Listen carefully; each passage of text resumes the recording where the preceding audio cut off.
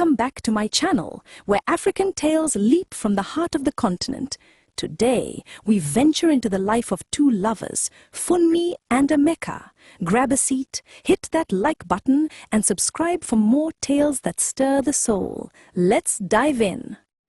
In the lively village of Oba, where palm trees sway and the red earth hums with stories, there was a wedding that the elders still talk about when the night is cool and the fire crackles.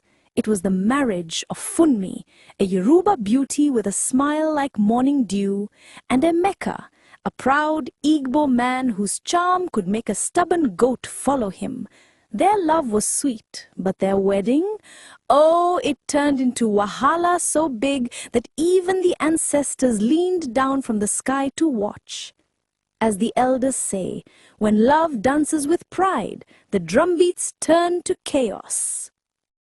Funmi was the pride of Oba, daughter of Baba Alade, a wealthy cocoa farmer whose voice could hush a noisy market. Her eyes sparkled like the Ogun River, and her gele always sat high like she was born to be queen. Emeka, from the neighboring Igbo village of Umuahia, was the son of Mazi Obi, a trader of palm oil and yams.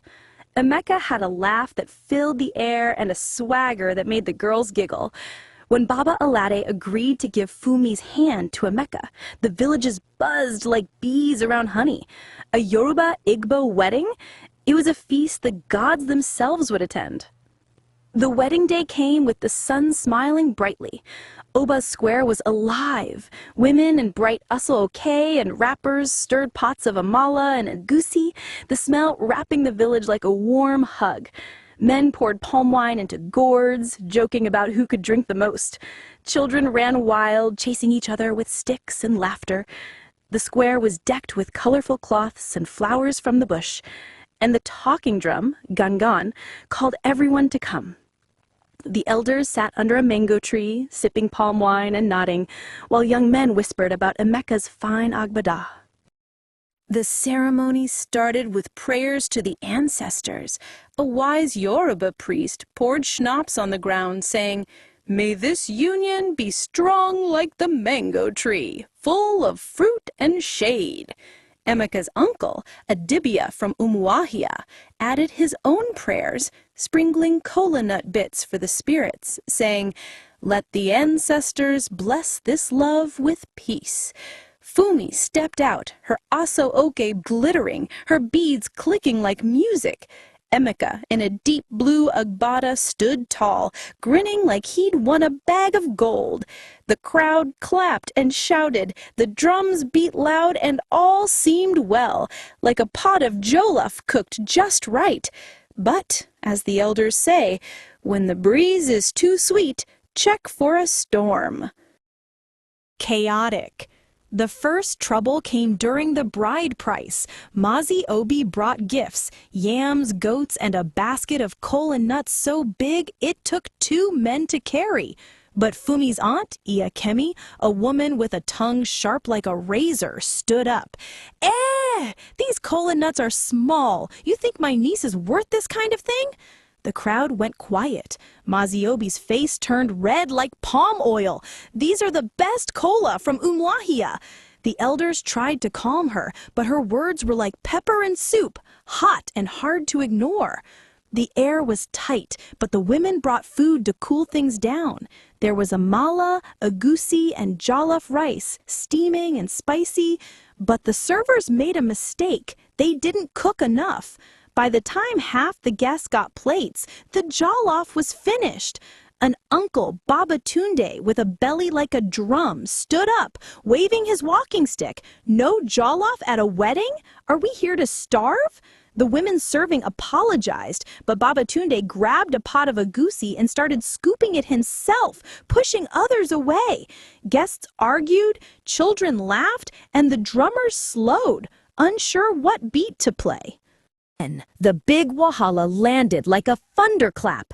As Funmi and Emeka danced to the talking drum, a woman burst into the square, her wrapper loose, her eyes burning like fire.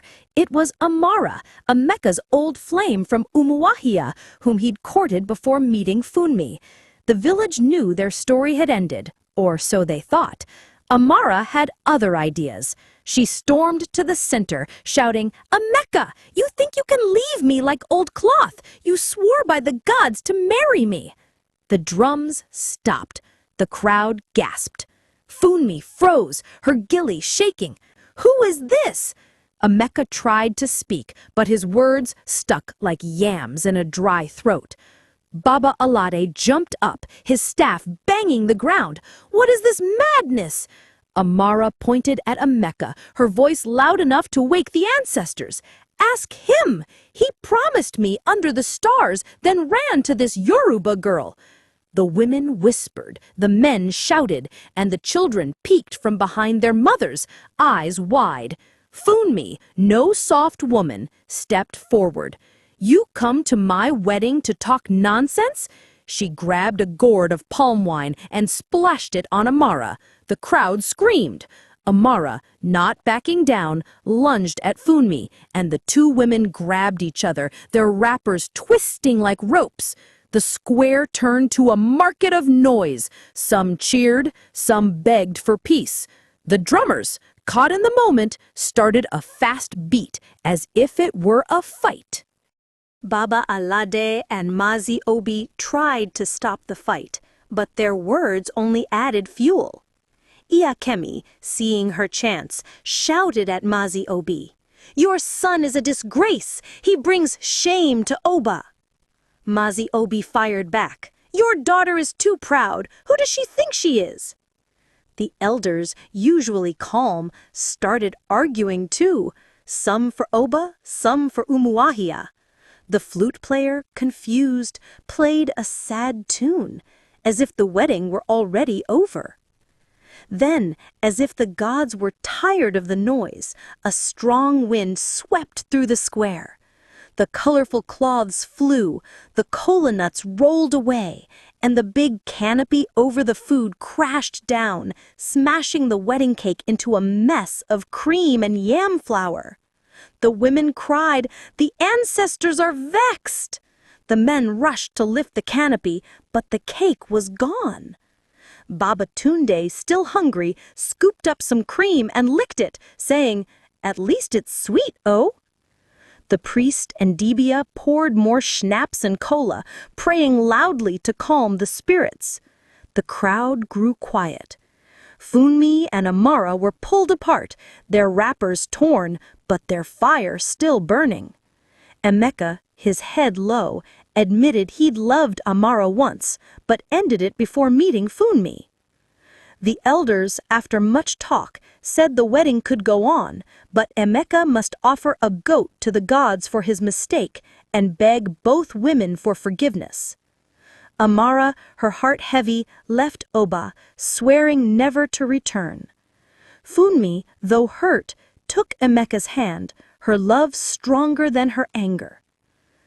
The wedding ended with a soft dance, the drums gentle, the palm wine less sweet, but Oba and Umuahia never forgot that day. The tale of Funmi and Emeka's wedding became a story for every fire, a lesson that love, like a pot of egusi, needs care, or it will spill. And when the elders tell it, they laugh and say, "Even in Wahala there is wisdom, for the gods love a good story." What did this tale stir in you? Drop your thoughts in the comments, share this story, like and subscribe for more African tales that spark the heart. Until next time.